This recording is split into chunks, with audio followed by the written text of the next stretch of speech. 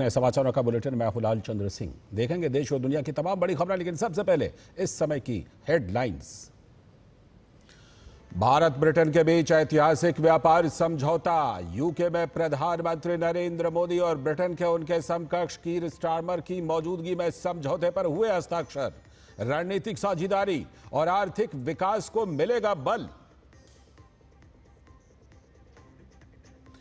PM Modi ने CETA की deal को बताया साझा समृद्धि का नया अध्याय। समझौते से भारतीय उद्योगों को ब्रिटेन के मार्केट में मिलेंगे नए अवसर। ब्रिटिश पीएम ने ईयू से अलग होने के बाद इसे बताया यूके की सबसे बड़ी डील। केंद्रीय गृह मंत्री अमित शाह ने राष्ट्रीय सहकारिता नीति 2025 का किया अनावरण। कहा, नीति देश में सहकारी आंदोलन को जन जन तक पहुंचाने का करेगी काम। नवाचार, तकनीक और युवा शक्ति के समावेश से समृद्ध होगा सहकारिता आंदोलन।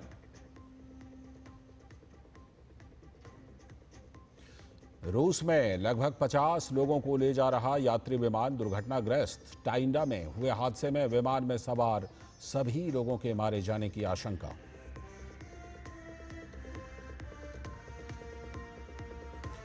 और मैनचेस्टर टेस्ट में भारत ने पहली पारी में पार किया 300 रनों का आंकड़ा। ऋषभ पंत पैर में फ्रैक्चर के बावजूद बल्लेबाजी के लिए आए तो पंत के स्थान पर ध्रुव जुरैल करेंगे विकेट कीपिंग।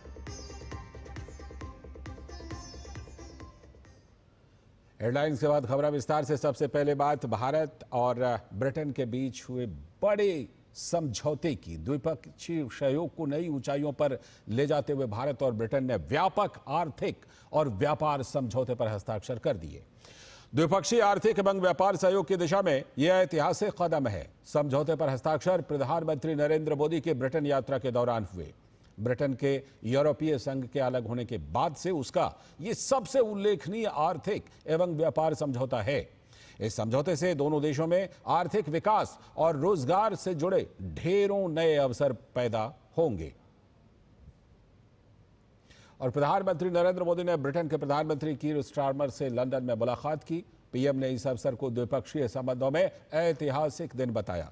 पीएम मोदी ने विश्वास जताया कि दोनों देश विभिन्न क्षेत्रों में सहयोग के लिए और करीब आएंगे। इस समझौते के साथ ही डबल कंट्रीब्यूशन कन्वेंशन पर भी सहमति बनी है। इससे दोनों के सर्विस सेक्टर, विशेषकर टेक्नोलॉजी और फाइनेंस के उसको एक नई ऊर्जा मिलेगी। ईज ऑफ डूइंग बिजनेस को गति मिलेगी। कॉस्ट ऑफ डूइंग बिजनेस घटेगा और कॉन्फिडेंस ऑफ डूइंग बिजनेस बढ़ेगा। साथ ही यूके की अर्थव्यवस्था को भारतीय स्किल टैलेंट मिलेगा। इन समझौतों से दोनों देशों में निवेश बढ़ेगा और रोजगार के नए अवसर बनेंगे। इतना ही नहीं, दो लोकतांत्रिक देशों और विश्व की दो बड़ी इकोनॉमीज के बीच हुए यह समझौते वैश्विक स्थिरता और समृद्धि को भी बल देंगे। और प्रधानमंत्री ने पहलगाम आतंकी हमले की कठोर निंदा के लिए ब्रिटेन के पीएम का आभार जताया। पीएम मोदी ने कहा कि दोनों देश एक मत हैं कि आतंकवाद के खिलाफ लड़ाई में दोहरे मापदंडों का कोई स्थान नहीं है। पहलगाम में हुए आतंकवादी हमले की कठोर निंदा के लिए हम प्रधानमंत्री स्टारमर और उनकी सरकार का आभार व्यक्त करते हैं। हम एक मत हैं कि आतंकवाद के खिलाफ लड़ाई में दोहरे मापदंडों का कोई स्थान नहीं है। हम इस बात पर भी सहमत हैं कि एक्सट्रीमिस्ट विचारधारा वाली शक्तियों को डेमोक्रेटिक फ्रीडम का दुरुपयोग नहीं करने दिया जा सकता। Those who misuse democratic freedoms to undermine democracy itself must be held account. Economic offenders के प्रत्यार्पण के विषय पर भी हमारी एजेंसी सहयोग और समन्वय से काम करती रहेगी। और वहीं ब्रिटेन के प्रधानमंत्री ने व्यापक आर्थिक और व्यापार समझौते को दोनों देशों के हित में बताया। ब्रिटेन के पीएम ने इसे ब्रिटेन के यूरोपीय संघ से अलग होने के बाद का सर्वाधिक उल्लेखनीय समझौता करार दिया। This is the biggest and most economically significant trade deal that the UK has made since leaving the EU. Thank you, Prime Minister, for your leadership and for your pragmatism. And I'd like to thank everybody who's worked so hard to get this deal over the line. और प्रधानमंत्री नरेंद्र मोदी ने London में एक प्रदर्शनी का भी अवलोकन किया। पीएम के साथ उनके ब्रिटेन के समकक्ष भी मौजूद रहे। पीएम ने ब्रिटेन में स्थित भारतीय व्यवसाय और भारतीय समुदाय द्वारा संचालित व्यवसाय से जुड़ी प्रदर्शनी को देखा। पीएम ने इंग्लिश प्रीमियर लीग की ट्रॉफी का भी अवलोकन किया।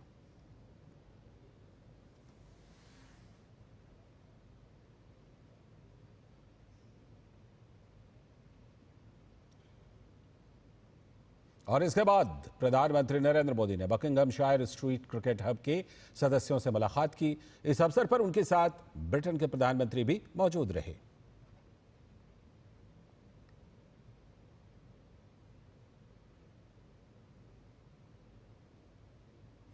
और आज हुए भारत और ब्रिटेन के बीच व्यापक आर्थिक और व्यापार समझौता होने पर वेदांता ग्रुप के अध्यक्ष अनिल अग्रवाल ने खुशी जताई है। उन्होंने इस समझौते को ऐतिहासिक बताते हुए इसे भारत और ब्रिटेन के बीच प्रगति के लिए एक बड़ी उपलब्धि बताया है। अनिल अग्रवाल ने कहा कि इससे आर्थिक गतिविधियों को बढ़ावा मिलेगा और दोनों देशों में रोजगार और उद्यमिता के नए अवसर पैदा होंगे। Signing FTA is a great achievement between Britain and India. Lot of hard work has gone. I congratulate Prime Minister Starmer and our Prime Minister Modi and his team to achieve this milestone. It was not an easy job. Both country has worked very hard. This will help both the country to increase the trade at least by $20 billion. Phenomenal job opportunity will come for both the country. India has a huge potential for back office, data center, development. UK will be the best partner for them. And this FTA will help both the country.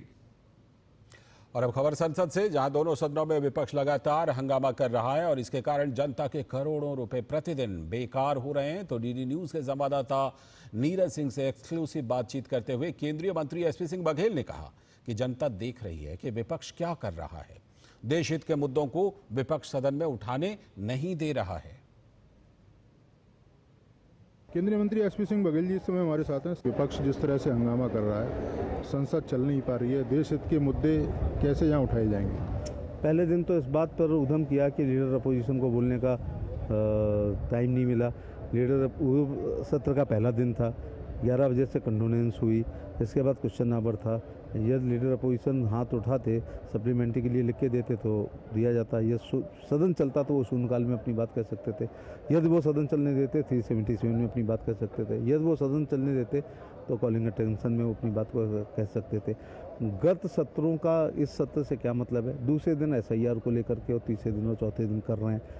ये राहुल गांधी और उनका जो इंडी गठबंधन है, ये अकेला वाहिद विश्व की वो राजनीतिक पार्टियां हैं जो अपने देश की आंतरिक सुरक्षा को, आंतरिक सद्भाव को, सामाजिक सद्भाव को तोड़ने के लिए उन लोगों को प्रश्रय दे रहे हैं जो विदेशी लोग हैं, उनको मतदाता बनाने के लिए प्रेरित कर रहे हैं। जबकि चुनाव आयोग एक स्वतंत्र एवं निष्पक्ष संस्था है। कई बार चुनाव आयोग ने अपने शक्तियों का प्रयोग नहीं किया, लेकिन एक भी चुनाव आयोग ऐसा नहीं है जो अपनी शक्ति से ऊपर जाकर के प्रयोग करे, लक्ष्मण रेखा को लांघे। तो जो भी भारत का चुनाव आयोग और चीफ इलेक्शन कमिश्नर कर रहे हैं वो लोकतंत्र को के लिए, राष्ट्र हित के लिए और स्वतंत्र एवं निष्पक्ष चुनाव कराने के लिए कर रहे हैं। तो संसद चलेगी कैसे जब इसी तरह का टकराव होता रहेगा? और SIR के मुद्दे पर आप देखें कि धरना प्रदर्शन संसद के बाहर भी कर रहे हैं, संसद के अंदर भी कर रहे हैं, जनता देख भी रही है कि उनके जो मुद्दे हैं वो उठ नहीं रहे हैं। सभी माननीय पत्रकार अगर एक राय से लीडर अपोजिशन से यही सवाल करें कि एक मिनट पर लाखों रुपये खर्च होते हैं और सांसद इसीलिए चुन के आते हैं कि वो अपने क्षेत्र की बात, अपने राज्य की बात यहाँ पर कहें, तो जब चल नहीं पा रहा है तो कितना पैसे का वेस्टेज हो रहा है। और दूसरी बात है कि यदि सदन चलेगा तो उनको रूल्स, विभिन्न नियमों के तहत स्पीकर साहब और चेयरमैन राज्यसभा निश्चित तौर से बोलने का अवसर देंगे, तब वो अपनी बात को विस्तार से कह सकते हैं। सरकार भी ये कह रही है कि तमाम मुद्दों पर वो चर्चा करने को तैयार है, जवाब देने को तैयार है, लेकिन जब चर्चा शुरू करने की बात होती है तो हंगामा शुरू हो जाता है। किरण रिजिजू साहब ने पहले ही दिन कह दिया था कि नियमों के अंतर्गत सरकार हर मुद्दे पर जो नियमों में आता है उस पर चर्चा करने के लिए पूरी तरह तैयार है। तो ये थे हमारे साथ केंद्रीय मंत्री एसपी सिंह बघेल, जो कह रहे थे कि सरकार हर मुद्दे पर चर्चा करने को तैयार है, लेकिन विपक्ष है वो लगातार हंगामा कर रहा है। वो अपनी बात सदन के अंदर रख सकता है विपक्ष, लेकिन हंगामा करना विपक्ष का एक उद्देश्य बन गया है, जिसकी वजह से लाखों करोड़ों रुपए पार्लियामेंट में जनता के बर्बाद हो रहे हैं। कैमरामैन विनय के साथ धीरज सिंह, डीडी न्यूज़, दिल्ली। आगे बढ़ने से पहले वक्त आ गया है एक ब्रेक का।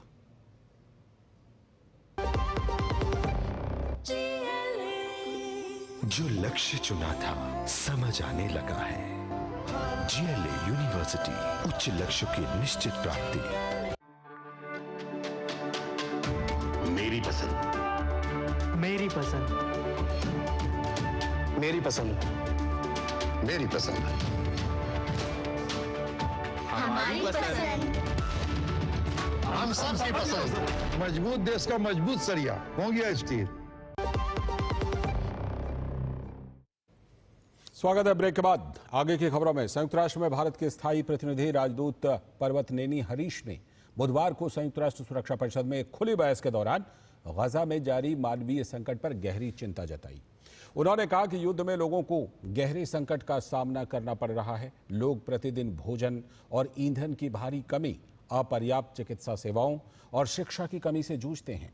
गजा में स्वास्थ्य और शिक्षा की स्थिति को विशेष रूप से चिंताजनक बताते हुए पर्वतनेनी हरीश ने कहा कि विश्व स्वास्थ्य संगठन का अनुमान है कि गजा में लगभग 95% अस्पताल क्षतिग्रस्त या फिर नष्ट हो चुके हैं।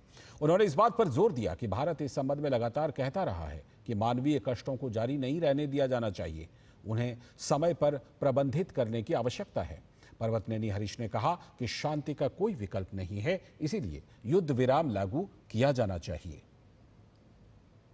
Today's meeting takes place against the backdrop of a persisting humanitarian crisis in Gaza. Intermittent pauses and hostilities are not enough to address the scale of humanitarian challenges confronting the people who grapple daily with acute shortages of food and fuel, inadequate medical services, and lack of access to education.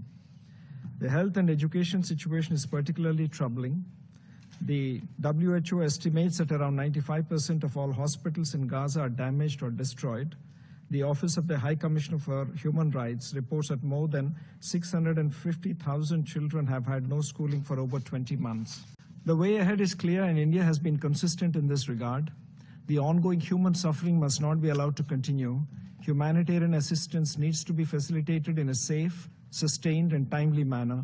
There is no substitute to peace. A ceasefire must be put in place. All hostages must be released. अगली खबर, राष्ट्रपति भवन में artist in residence कार्यक्रम के अंतर्गत कलाकारों के एक समूह ने राष्ट्रपति द्रौपदी मुर्मू से मुलाकात की। राष्ट्रपति ने कलाकारों द्वारा राष्ट्रपति भवन में प्रवास के दौरान बनाई गई पेंटिंग्स का अवलोकन किया और कलाकारों के अनुभवों को जाना। उन्होंने भारत की महत्वपूर्ण पारंपरिक रचनात्मक चित्रकारी की सराहना की, साथ ही कलाकारों को स्मृति चिन्ह भी प्रदान किए। आर्टिस्ट इन रेजिडेंस कार्यक्रम में भारत के पारंपरिक कला प्रारूपों को उनके मूल स्वरूप में प्रदर्शित किया जाता है। राष्ट्रपति भवन में ये कला उत्सव भारत के उन लोक, आदिवासी और पारंपरिक कलाकारों को एक मंच प्रदान करता है जिन्होंने पीढ़ियों से कला के विभिन्न प्रारूपों को सहेज कर रखा है।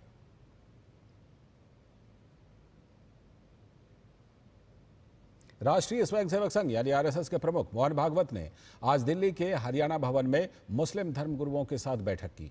आरएसएस की टॉप लीडरशिप की 70 से भी ज्यादा मुस्लिम धर्मगुरुओं, बुद्धिजीवियों, मौलानाओं और स्कॉलर से मुलाकात हुई। मुस्लिम स्कॉलर जुबैर गोपालनी ने बताया कि बैठक में आपसी भाईचारे और सौहार्द पर बातचीत हुई और गलतफहमियों पर भी चर्चा हुई। जुबैर गोपालनी ने कहा कि हम सभी को गलतफहमियां मिटाकर साथ मिलकर चलना चाहिए और हम देश को आगे बढ़ाएंगे। मीटिंग में प्यार मोहब्बत की बात हुई है, जो गलतफहमियां थी उस पर डिस्कशन हुआ है और इरादा ऐसा है कि गलतफहमियां दूर होंगी, साथ मिलकर बैठेंगे, चलेंगे, देश को आगे बढ़ाएंगे। वहीं लखनऊ के टीले वाली मस्जिद के शाही इमाम सैयद शाह ने बताया कि आरएसएस प्रमुख मोहन भागवत के साथ मुलाकात हुई। हमने मुल्क की फिजा, स्नेह, अमन, शांति और अखंडता के लिए वार्ता की है। ये संवाद पहला है, ऐसी बातचीत होती रहेगी। मोहन साहब से, भागवत साहब से यहाँ पे मुलाकात हुई है, उनसे बातचीत हुई है, उनसे संवाद हुई है। मुल्क की फिजा के लिए, मुल्क की एकता के लिए, मुल्क की यहाँ की जो अखंडता है, जो एकता है, उसके लिए, यहाँ पे प्यार और मोहब्बत के लिए, स्नेह के लिए, अमन व अमान के लिए, शांति के लिए यहाँ ये बातचीत हुई है। और ये संवाद ये आज पहला है, अब ये होते रहेंगे। आगे हम आपको राज्यों से बड़ी खबरें दिखाएंगे। फिलहाल वक्त है एक और ब्रेक का।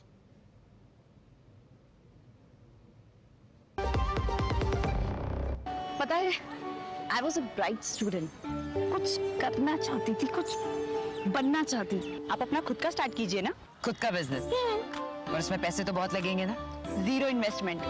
Zero investment? हाँ, आई एम डूइंग इट। मैं एक principal madam. She is my client. मैं LIC एजेंट हूँ। LIC एजेंट बनो, अब बड़ा सोचो। हमारी वेबसाइट पर जाएं या अपनी नजदीकी LIC शाखा से संपर्क करें। जब धरती चीर कर निकलता है लोहे का पत्थर और मिलता है मोंगिया के जोश से, फिर तपता है, पिघलता है और बनता है फौलाद। अब होता है सरिया सारी खूबियों के साथ। मोंगिया स्टील, मजबूत देश का मजबूत सरिया। स्वागत है। ब्रेक के बाद अब खबरें प्रदेशों की।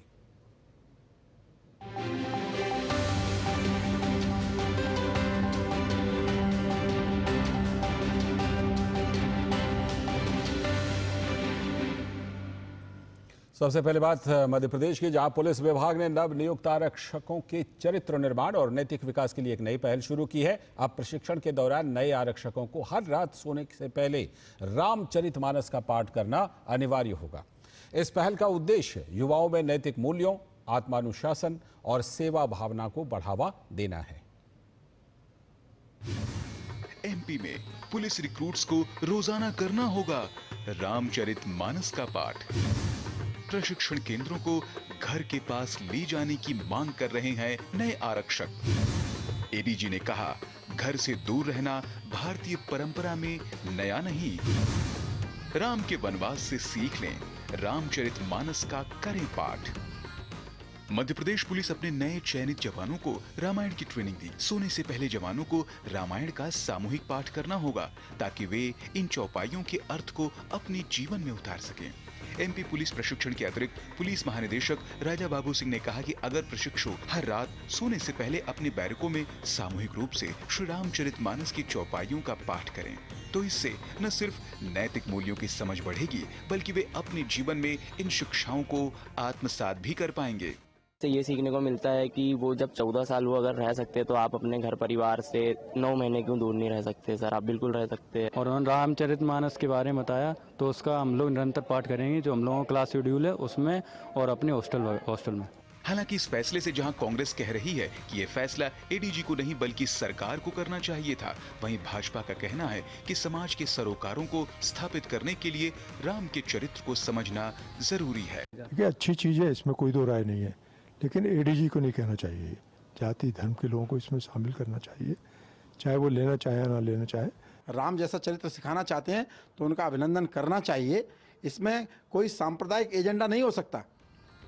MP पुलिस के इस फैसले की चर्चा देश भर में हो रही है। रामायण सीरियल में राम का किरदार निभाने वाले सांसद अरुण गोविल ने कहा कि रामचरितमानस सामाजिक आचरण कैसा होना चाहिए उसकी गाइड है, इसे सभी को पढ़ना चाहिए। मुझे हमेशा से रामचरितमानस के दो पहलू जरूर हैं कि ये तो ठीक है एक धार्मिक ग्रंथ है, लेकिन उससे भी ज्यादा ये सामाजिक जो आचरण है हमारा जो होना चाहिए उसके लिए बहुत अच्छी गाइड है। इसलिए हर इंसान को ये पढ़ना चाहिए और इसको अपने जीवन में उतारना चाहिए। बताते चलें कि मध्य प्रदेश पुलिस में 4000 नए कांस्टेबलों की भर्ती हुई है, जिनकी 8 पुलिस ट्रेनिंग सेंटरों में इसी सप्ताह से ट्रेनिंग शुरू हुई है। भोपाल से DD न्यूज के लिए आदित्य श्रीवास्तव की रिपोर्ट।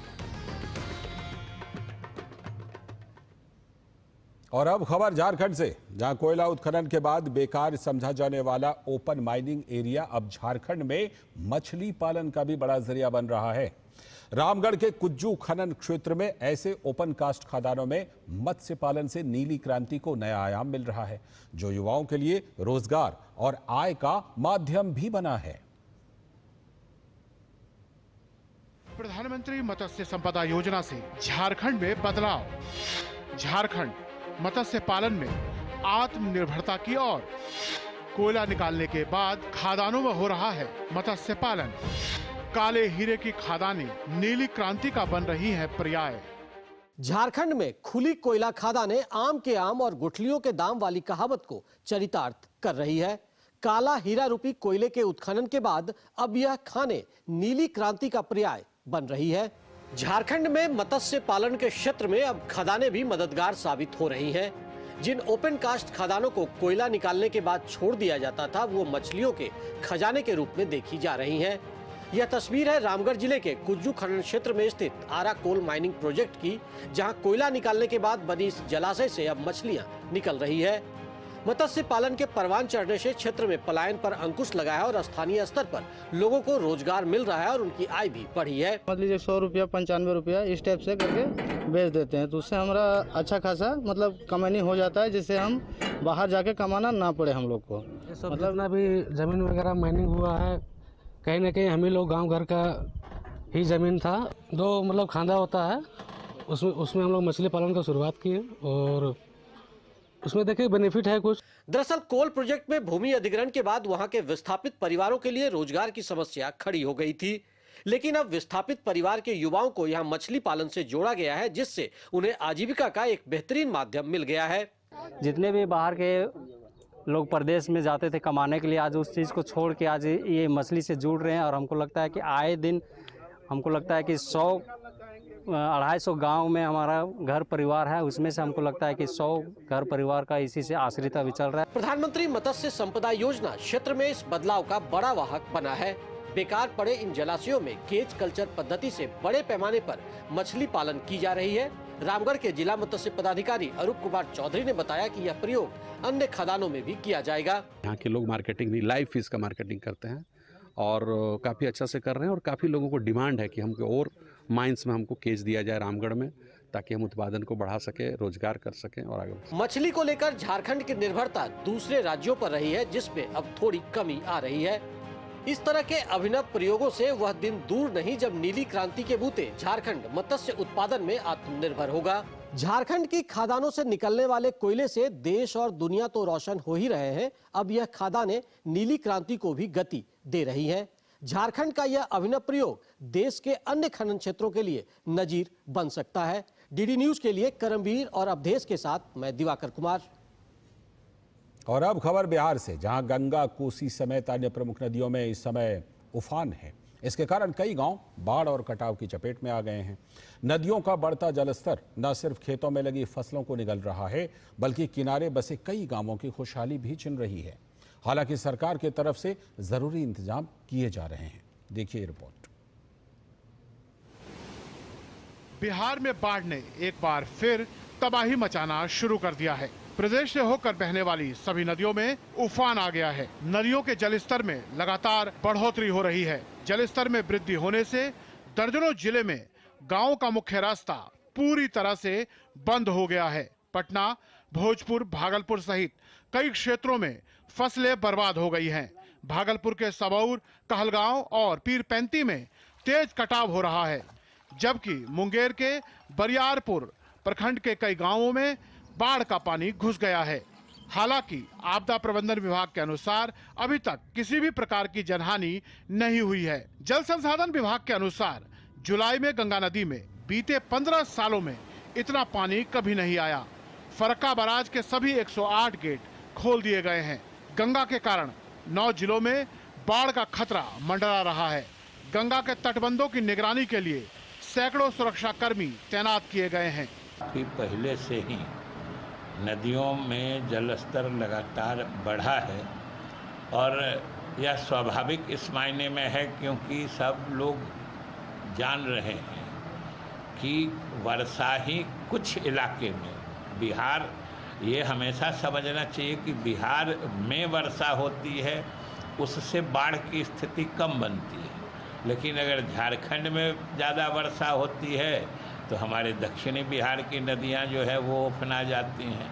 अगर नेपाल में वर्षा होती है तो उत्तर बिहार की नदियां जो हैं, गंडक है, घाघरा है, कोसी है या बागमती है, महानंदा तक, इनमें पानी ज़्यादा आता है तो बाढ़ की स्थिति है। दूसरी तरफ मौसम विभाग के अनुसार अगले 4 से 5 दिनों तक बिहार में मानसून एक्टिव रहेगा। 4 से 5 दिनों तक देखें तो बिहार में मानसून एक्टिव रह सकती है। बीच में 1 या 2 दिन थोड़ी कम वर्षा होगी, लेकिन कुल मिलाकर अगले 5 से 6 दिनों तक बिहार में अच्छी वर्षा की संभावना दिख रही है। कोसी, गंडक, बागमती, बूढ़ी गंडक और परमान नदियों का जलस्तर लगातार तेजी से बढ़ रहा है। कोसी नदी का डिस्चार्ज 1,73,790 क्यूसेक दर्ज किया गया है, जिसके बाद प्रशासन हाई अलर्ट पर है। बिहार सरकार बाढ़ को लेकर पहले से अलर्ट मोड पर है। एक सेंट्रल नियंत्रण कक्ष की भी स्थापना की गई है। ये नियंत्रण कक्ष तटबंधों के सुरक्षा की निगरानी करते हैं। पटना से डीडी न्यूज के लिए मधुरेश नारायण की रिपोर्ट। और इसके साथ इस बुलेटिन में फिलहाल इतना ही। हमें दीजिए अनुमति। नमस्कार।